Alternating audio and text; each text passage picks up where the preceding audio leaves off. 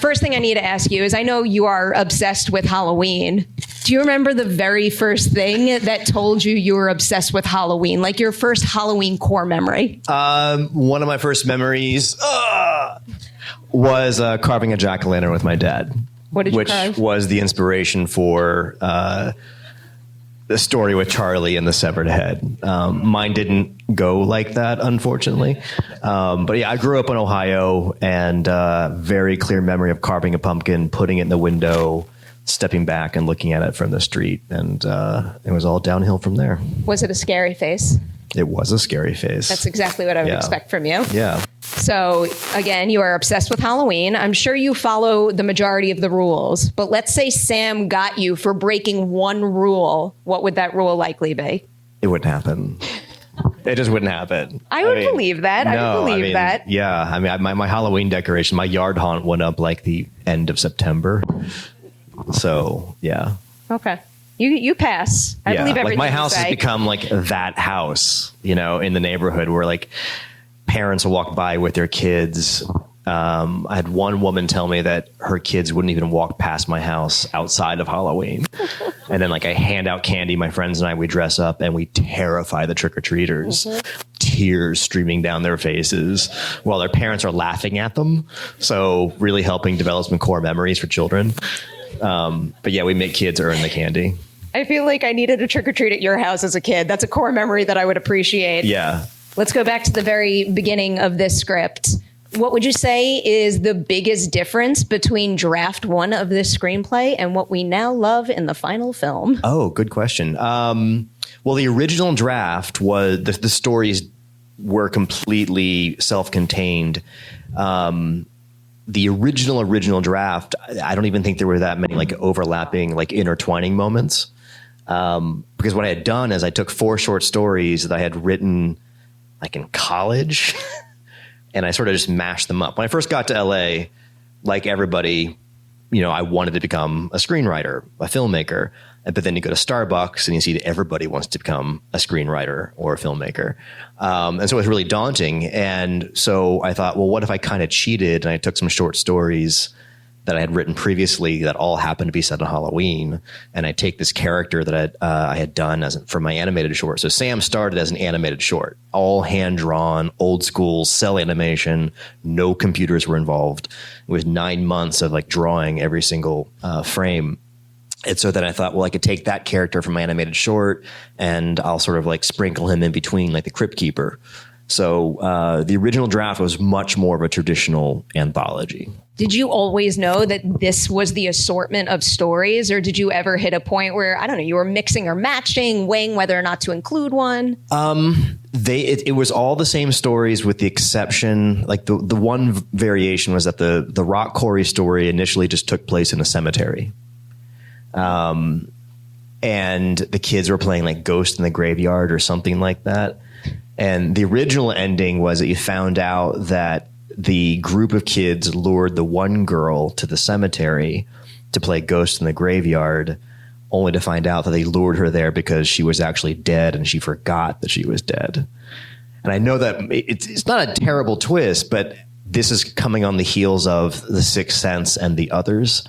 And so I realized, oh, the twist of surprise, you're really dead. Like it was sort of a trope at that point. I mean, one version sounds like a much easier production feat than the other, than sending a bus over the edge into a quarry. I know, but you've never seen a short bus go over a cliff before, you know? I don't think you're going to see it again either. Who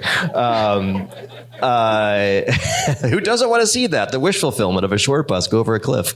And then the other variation was that the werewolf pack wasn't originally all female. Originally, it was a co-ed pack. It was male and female. But I thought it would be way more interesting because you never see female werewolves, hardly ever. Like, you know, outside of like ginger snaps, female werewolves are just an anomaly. It's true. I love that segment. School Bus Massacre is still my number one. Again, going back to the beginning, because I know that originally you weren't planning on directing this. Yes. There were 4 other people. I mean, you might know these names. Maybe Stan Winston, Toby Hooper, John Carpenter, and George Romero, which is kind of wild to me. Yeah. So again, the first producer who optioned the script and said he wanted to make it was Stan Winston. So he was, when I showed up to LA, he was the first person to say, like, I know you're doing animation, but you should really make movies. And so that way he became my first mentor in the business. And so I went off and I wrote the first draft, gave it to Stan. He goes, I love this. This reminds me of Creepshow and Tales from the Crypt. Let me try and gather some other horror filmmakers and get them attached to it, and we'll take it out and shop it. And then he called me up. He's like, all right, I got Tobe Hooper, George Romero. I'm working on Carpenter. I'll do a segment. And he goes, you might need to go meet with John Carpenter to convince him to do it. And I was like, what the fuck are you talking about? Like, you want me to convince John Carpenter to direct a segment of this? And so I had to go to, I'll never forget, I had to go to the Egyptian, and he was doing a screening of The Thing. And we had the same agent, and the agent said, okay, well, you have to go meet with Carpenter while the movie's running and talk to him about your script. And I'm trembling. I'm just terrified because it's like, go meet with God and convince him to work with you. So he's out there smoking, and I had to very humbly approach him and ask him if he'd be interested. And at the end of it, he's like, yeah, all right, I'll do it. And then we went out with the script, and I got the Avengers of horror directors, and nobody in town wanted to buy it. Like, every studio passed on it. And not every studio, but I remember one keynote we got was, nobody wants to see vampires, werewolves, or zombies because they're too old fashioned. Yeah. For the life of me, I cannot even begin to wrap my head around anybody passing on that package. But also, I'm deeply grateful that people passed on it, because we wouldn't have gotten what this movie is now. Well, this movie has become a lesson in patience, persistence. I've gotten really good at turning lemons into lemonade. I have amazing lemonade stand, you guys, if you ever need some. Like, this movie, like, everything that I thought was a setback turned out to work in its advantage in the long run. So the fact that all the studios passed twice, because not only did they pass on the script, once the movie was done and it was sitting in limbo for years at Warner Brothers did give us permission to shop it. So we were able to screen it for other distributors and studios in the event that one of these other studios distributors wanted to then buy it from Warner Brothers. So we screened it for all the studios, and everybody passed again.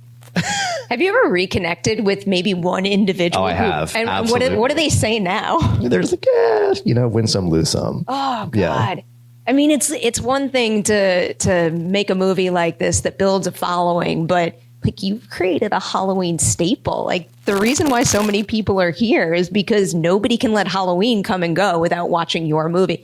Sam is all over every Halloween store next to the most iconic slashers of all time. That's one of the coolest things ever. It's a good feeling. I just got back from Salem, Massachusetts for the first time. I'd never been there before. Who's been there? Yeah. It's like Disneyland for Halloween and horror. You have to go. Mm-hmm. And I'm walking around, and I'm like talking to somebody on the phone, and I turn around and I see Michael Myers and Sam get out of a car together and then hold hands and walk down the street together. And it was like, I almost cried. I would have cried. I got that. Yeah. Let's talk about Sam a little bit now. I'll actually ask a similar type of question. What is the biggest difference between how you pictured the movie version of Sam looking compared to what he turned out to be in the final film with that final design? Pretty much spot on. Yeah, he didn't change too much. I mean, if you've seen the animated short, he's very, very similar. Same color pattern, like a little bit difference in the mask, but other than that, it's almost identical. When you did the animated short, did you know what he looked like underneath? I didn't. I honestly didn't. It was a mystery even to me. Yeah. How did you come to the conclusion that was what he needed to look like? I just started sketching. Like, I come from an animation background, an illustration background. So when we were trying to get the movie made initially, I started doing my own concept art and sketches, and then including what Sam looked like underneath the mask. So the whole idea is that it sort of looked like a mashup between a pumpkin and a baby skull. Baby skulls are so cute. Oh. They are. They have like big eye sockets and like they're adorable. I feel like that just sounds right coming from you. I know you don't like talking about Sam's origin story, but I have 3 questions that maybe you could answer. The first is, I just want to know, is there any person on this planet that you've revealed Sam's full origin? So literally no one knows. It only exists in your head. Yes. Okay, I'm going to try for 2 other little bits of details right now. One, is Sam immortal? Can anything kill Sam? I'm not going to answer that question either. I had a feeling. I have to try for these. Leaning towards immortal. Okay. Yeah. I'll take that. Like, because if he dies, like, actually, one thing I'll give you is that I like to think that, because we have done a short that sort of establishes this. FearNet used to run the movie for 24 hours on Halloween. And so they commissioned me to create like a series of short films to help promote it. And so one short we called it November 1st, and it showed like the aftermath of a Halloween party. You go into a backyard, you see decorations, costumes everywhere, and then you see Sam's dead body. Like you see like this like wilted, withered corpse of what was Sam in his pajamas. And you see sort of like the pumpkin seeds and guts like laying in the dirt. And then you see one seed sort of like giggle and like implant itself into the dirt. So in my mind, he dies every November 1st. But with the help of certain others, certain seeds or guts are retained, and then he grows back every October. I'll follow that up with one other question. Does that mean multiple Sams could grow? No. Okay. No, just one I'll give you that rule. One just, Sam. There's one. Yeah. One and only. Yeah. Let's go to another creature design, because you already brought up the werewolf segment, and like a werewolf transformation is one of the most difficult things to pull off on screen. It either works or it doesn't. There's no middle ground with something like that. So maybe when you were approaching designing all of that, can you give us some do's and don'ts for nailing a werewolf transformation? I would say don't solely rely on CG because it'll look like crap. If you can, you should use a mix of practical animatronic makeup effects enhanced with CG, sweetened a little bit, which is what we did. But other than that, like nothing really beats just good old fashioned like foam latex. I will very much agree with that in general. And one of the things that I love about this movie is how well it holds up. Like it looks just as good today as it did the day that I saw it. And, you know, we're kind of obsessed with modern technology and finding new fancy things to make our movie. So can you maybe give us an example of a technique you used to create this movie back when you first made it that you still find useful today, that you wish more filmmakers would use instead of leaning towards, you know, big budgets, fancy tools and all those kinds of things? Shooting on film. That's one. There's still a warmth to actual film that is so hard to find with digital. That's a really good question. I'm trying to think of what else. Help me out a little bit. I like any kind of practical creature element. Yeah. Did I hear something in another interview where you used a miniature for the bus going over too? Oh yeah, that was a miniature. That stuff is great. Well, it's a correction. It's a mix of two things. So we did throw an actual short bus over a cliff.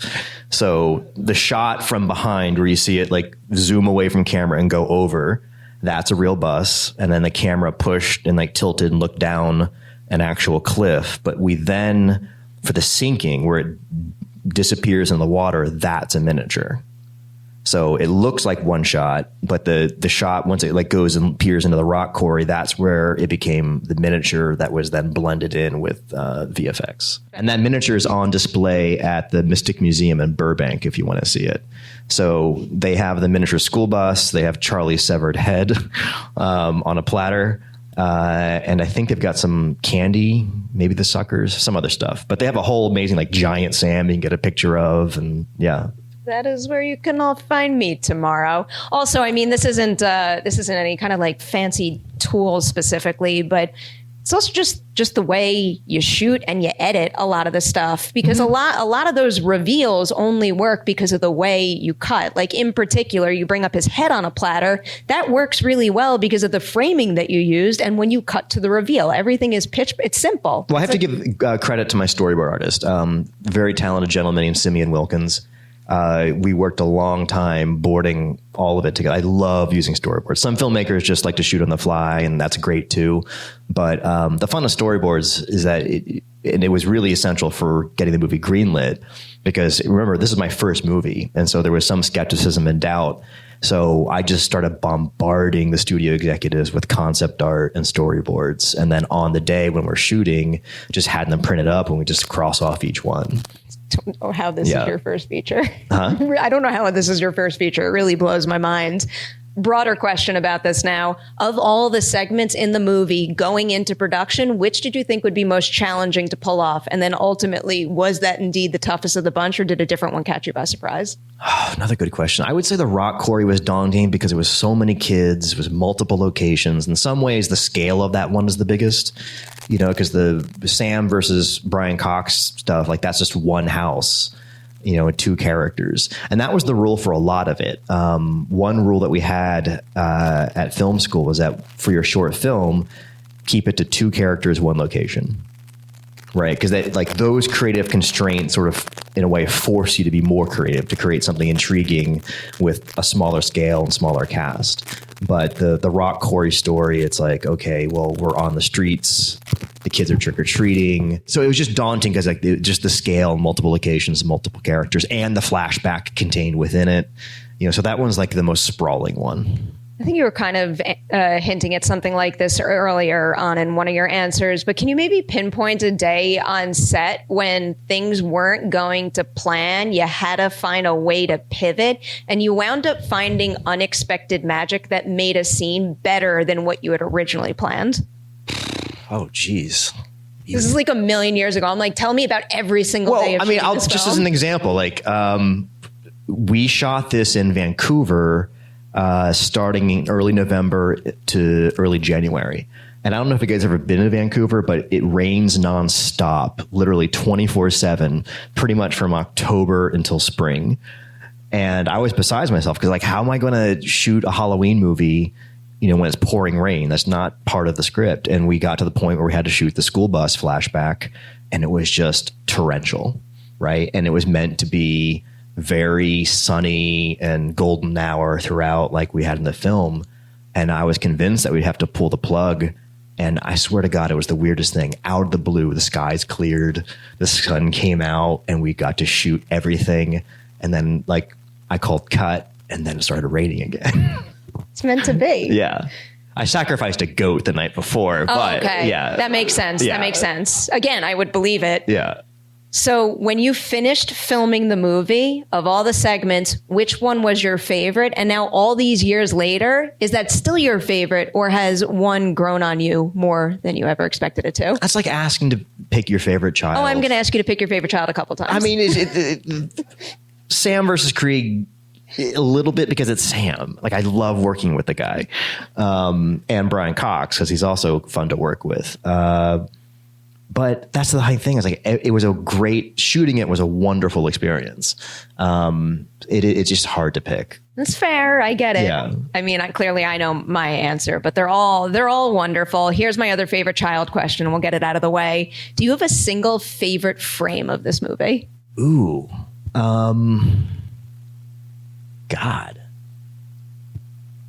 I can't think of one, honestly. There are many good ones. I am obsessed with one of the School Bus Massacre ones, where it's right after the story goes from past to present, and you have all 5 of them right on the edge of the quarry. And then it cuts to a side view of them. I just love that. Oh, interesting. Something about that to me is just like chilling, Really? coming out of that story and then seeing them there and knowing what lies ahead for them. Okay. So you can have my answer. Sure.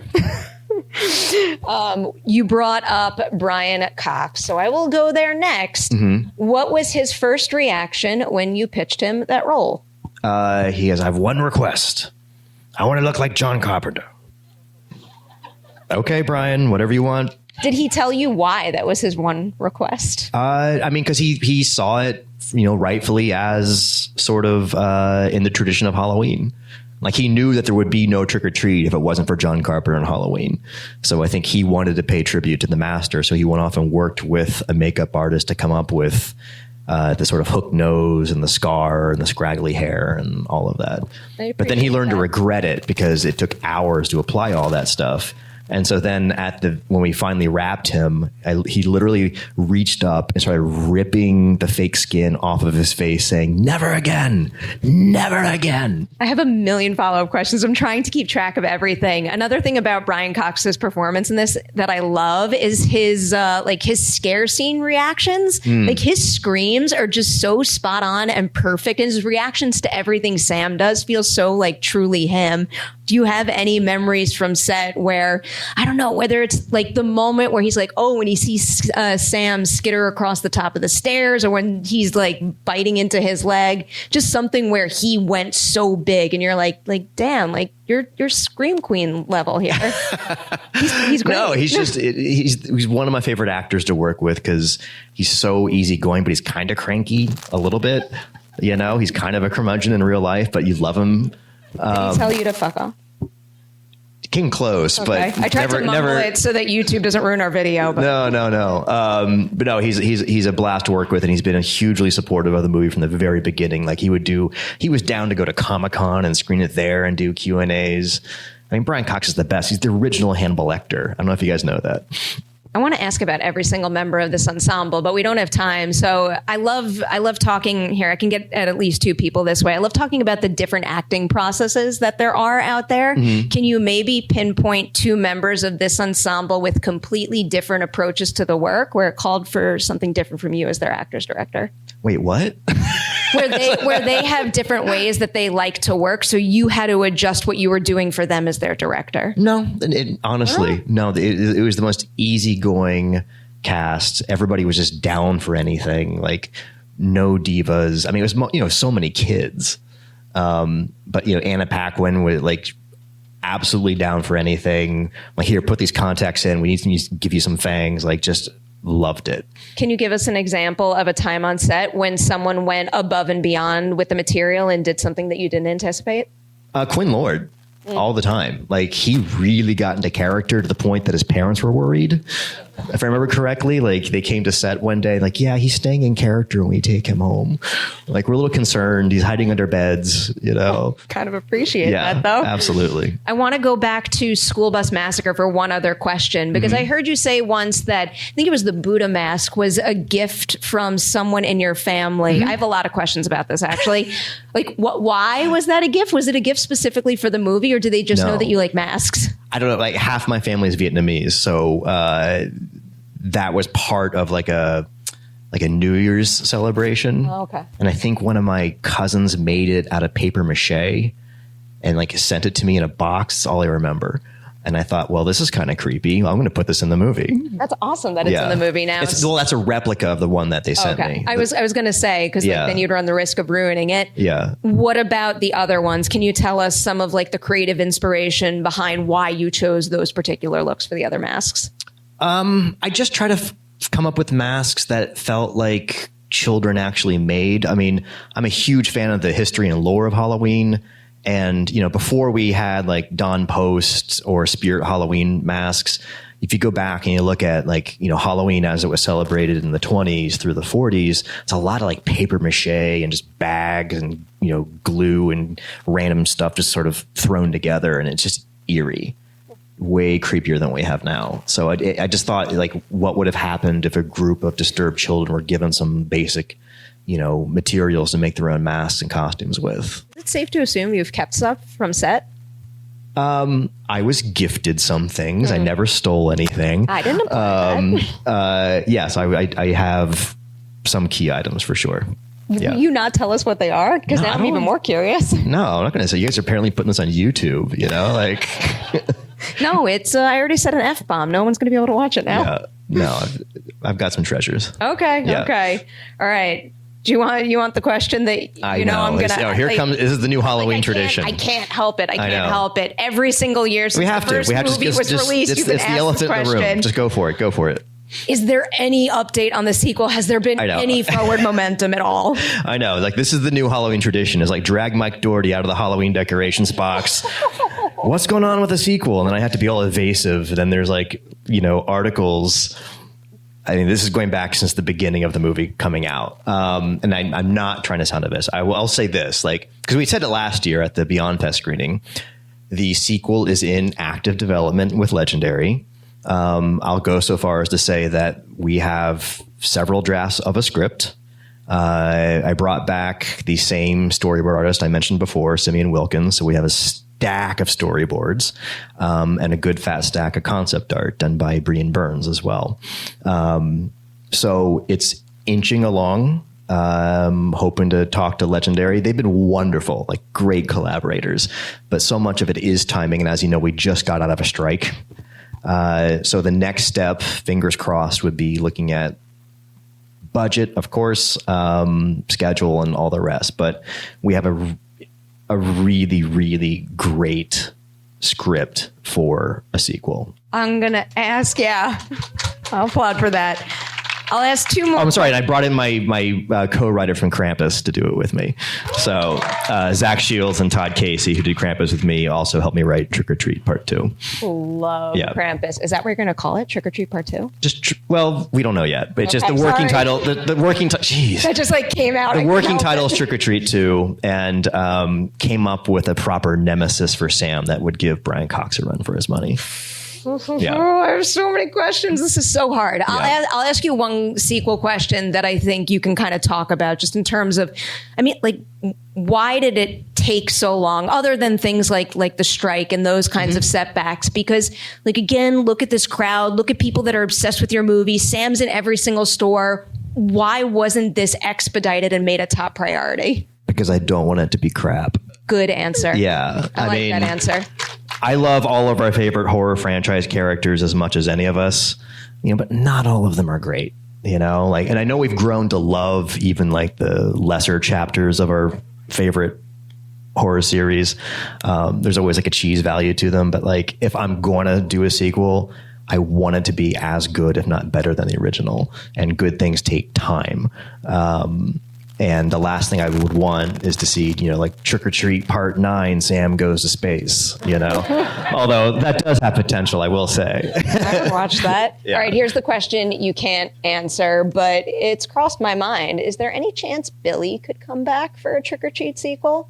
Anything's possible, but like, I definitely prefer leaning into the idea that every sequel would stand alone. Mm-hmm. That would bring a new cast of characters, with Sam being sort of the consistent one among them all. I'll throw in one other question, because you brought up Krampus, and I'm also obsessed with Krampus. Did you ever think about making a sequel to that? Like, I would love to see how another family behaved during an encounter with Krampus. We have an idea for a sequel on that one, too. It doesn't necessarily center around a family as much as it might be about a group of strangers who are trapped somewhere. Can we just keep you in holiday horror forever? Like, Godzilla's Coming great, soon, Mike Dougherty's Passover. I would watch that too. I know. The Angel of Death is terrifying. Yeah, I also genuinely want Hanukkah horror too. Yeah. I'll take all of it. Absolutely. All right. I'm going to throw it out to the audience. We're going to get to as many questions as we possibly can. Who I see, that's the first hand I see all the way in the back. Yeah, when Brian Cox says, "You've got to be fucking kidding me," is that an homage of sorts to John Carpenter's The Thing? You think? Yeah, it is. Absolutely. All right. Up front here. So you did Krampus and Trick or Treat. Is there any other holiday you would like to make a movie about? I don't know. Well, what do you guys think? I think you should do a Leprechaun. I feel like you could do it. I think Leprechaun just got taken. I think Lionsgate is doing Leprechaun. I thought Easter could be kind of fun. Yeah. A lot of people shouting Easter. Yeah. Okay. That zombie Jesus is creepy, Right up front here.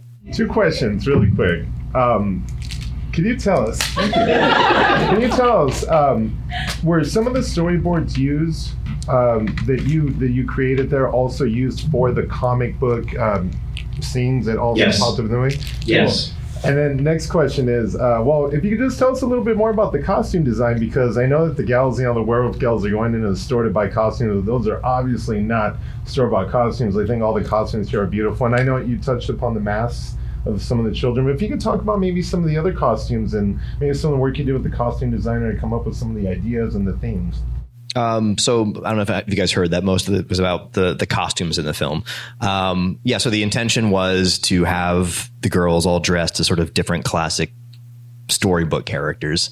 And I know that they don't look like store-bought, I thought like maybe they look like store rentals. But the idea is they should just look beautiful and look reminiscent of certain classic fairy tale characters without being sued by a certain mouse. But no, like the idea is that every story, like costumes sort of had their own particular look. So the werewolf story, obviously we're leaning into sort of the sexual fantasy of Halloween and what Halloween is like in your 20s. With the kids and the rock quarries, well, what is Halloween in your adolescent years?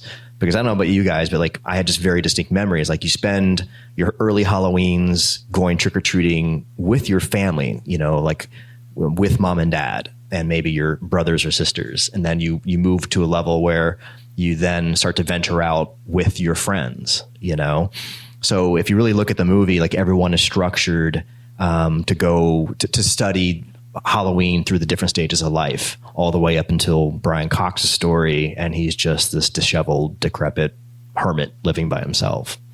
And the costumes were all sort of meant to reflect those different stages of life. What's the most random thing you've ever dressed up as for Halloween? A cow, I think. Okay. Yeah. Okay, why'd you choose a cow? I don't remember. No memory of it. I thought I used to work I used to work in a costume shop in high school. That's what it was. Oh. So I worked in a costume shop and we had like 3 costumes to pick from, and a cow had like the udders sort of like hanging right between the legs. Anyway, next question. Good choice. Let's go in the middle here. When I first saw the movie 2 years ago, I was ecstatic to hear Marilyn Manson's Sweet Dreams start playing. I know that was not the first song you wanted for that scene. How did it get in there, and what was the reaction? So the werewolf transformation was originally set to Fever by Peggy Lee. So when it came time to shoot that scene, I just needed a track for the girls to sort of dance and striptease to. And I think I heard Fever on the radio or something. I thought this could be kind of fun. And so then we tried a cut with it. So it was also edited to Fever. And it just didn't have the same punch, it didn't feel quite as fierce as Sweet Dreams. And I was initially very against changing. I kept pushing for Fever, but I kind of came to my senses when an editor came in and just sort of recut it to Sweet Dreams. I was like, all right, that works. Yeah. Can't see it any other way now. Yeah. All right, let's go back there. Yeah, you. So in the beginning of the film, when Sam has his trick bag, I noticed that when he goes down the stairs, you can hear the cats in the bag. And as a cat dad, I have to ask this question: is that because cats are the pets of the underworld, and so that allows the spirits to come back out because the cats are in the bag? That's a really specific question.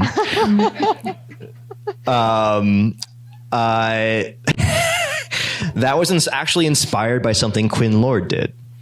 So when Quinn Lord auditioned for Sam, he was amazing. And I said, just do something that you think Sam would do. And he thought about it for a second, and then he mimed. I'm trying to think of like exactly the word he used. He started going like, "Come here, kitty, kitty," and he pretended to grab it and then like walk away with it. And so I thought, well, it would be funny if like Sam had in my mind, he's got a black cat in his bag. And it's not that he's taking it home to eat it or anything like that. It's his pet black cat, which might or might not already be dead, but resurrected in a weird way. Maybe we'll see that in the sequel. But in my mind, the bag is a sort of a bag of tricks and sort of weapons and minions that he can sort of pull from. Yeah. If there's anything that would make me love Sam more, it would be confirmation that he has a pet black cat, whether that cat is resurrected or just alive. Yeah, it's probably resurrected. Okay, I'll take that. All right, let's go right over there. Yeah. Yeah, Sam. So sometimes what you put on a page can end up feeling different when you're actually seeing it be performed. Mm-hmm. So as the writer and director, I'm curious how you find the right moments to insert a joke when making a movie like this. Oh, I mean, I like to use humor and horror together. I like to use humor to sort of get the audience to lower its guard. I find that humor is a good way, because obviously when you sit down to watch a horror movie, they're consciously, even subconsciously, sort of bracing yourself and anticipating scares, right? And I've just found that like one of my favorite movies is Poltergeist, and what the first like 15 minutes of that movie does so well is that it uses humor to kind of relax you, and disarm you, so that when the horror does start to creep into the movie, it's even more potent. It's more effective. So I find that they're great bedfellows because the contrast between the two makes it really effective. So same thing here. It's like sprinkling a little bit of humor here and there, I find just sort of hits like a mental reset button for people, so that if you're keeping the fear and the dread and the horror at a 10 all the time, you kind of become numb to it in some ways. All right, let's see if we can get a couple more back there first. So you mentioned that you weren't able to get the studios to greenlight the movie with the icons of horror. How were you able to get them around you as a first-time filmmaker, and how much time was it between that first go-around that did get movie greenlit and when you actually got the movie greenlit? So I don't know if you guys heard that, but he asked, if I couldn't get the icons of horror, couldn't get the movie greenlit with the icons of horror, how did they get it? How did I get it greenlit with me, of all people, basically, right? Yeah. So again, sacrificing goats works miracles. You have no idea. I think I don't know if there was any one thing necessarily. Part of it was because Legendary Pictures loved the script so much, and I had worked with them on Superman Returns as a writer, and I got to know the founder, Thomas Tull, really well as John Jashney. So John Jashney, he read the script when it went out initially, and ultimately his company passed on it, but he did love the script, and he just wasn't in a position where he could buy it and get it made at the company that he was working at. So when John Jashney went to Legendary, he remembered the script. He goes, "I still love it. Would you be interested? And, would you consider directing it?" In some ways, Hollywood's a funny place where it's like they almost would rather give a first-time director a shot, because a lot of executives, they want to feel like they discovered somebody, or they sort of helped give you that first opportunity. So I think that was part of it. And then I was coming off the success of, again, being a writer on X-Men 2 and on Superman. So I think they kind of felt like they were part of something new but old at the same time. This is all speculation on my part. But it was about 6 years between writing the first draft that initially got rejected by all the studios, and then shooting with me behind the camera. I'll squeeze in a somewhat similar question, because it's important that someone believed in you and gave you the opportunity to make your first feature. So have you seen anything recently from a rising voice in the genre space that you're really excited about and want to make sure everyone knows their name now? Yes, there's so much amazing new horror. I mean, I am a complete slut for A24 horror. I will just say it. I know where you're going. I feel like they're doing it right. I mean, I'm of the mindset that if we made Rosemary's Baby or The Exorcist today, they'd probably actually be A24 horror movies. Because A24 will let your movies breathe. Hereditary is one of my favorites. But a lesser known A24 horror flick that didn't get the same attention as Talk to Me or some more recent ones is Saint Maud. I don't know if you saw that one. So good. I loved Saint Maud. That's my Catholic guilt coming out. Sorry. Rose Glass. Rose Glass. Yeah. Rose Glass, Morfydd Clark. Oh my God. It's so phenomenal. Especially if you're carrying any kind of religious guilt. It's all about Saint Maud. It didn't get the attention it deserved because I think it came out just as we were all freaking out about the pandemic. Mm-hmm. Yeah. That sounds about right. Seek that movie out if you have not seen it. Maybe we can squeeze in one more. I'll go for the first hand I saw, right in the middle in the back. Thank you. I wanted to ask about the cinematography. You already storyboarded the entire movie. There are a lot of moving shots, specifically some crane shots, like you crane over fire into a close-up. So I wanted to hope you could talk more about that process, because there are a lot of amazing Yeah, a lot of the crane shots and camera movements were boarded. My guy Simeon, he's a rock star about, indicating like where to zoom, where to crane, dolly, all of that stuff. And we talk about it extensively, and that's where good planning really helps, because crane days are expensive.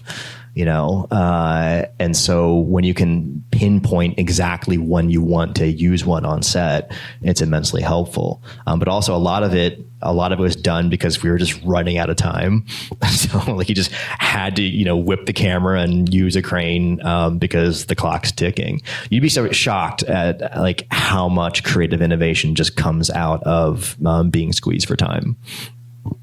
Like the whole scene of Anna Paquin walking through the parade, where she's sort of like looking for her next date / victim. Initially, that was like 3 separate scenes where she goes up to like 3 different people and has these sort of brief interactions and conversations with them. And the line producer came to me, I think it was like 2 pages worth of scenes of her just sort of interacting with possible victims. Like she was interviewing them, flirting with them. And the line producer came out to me and goes, okay, well, we've got, 2-3 pages left and we have exactly 20 minutes.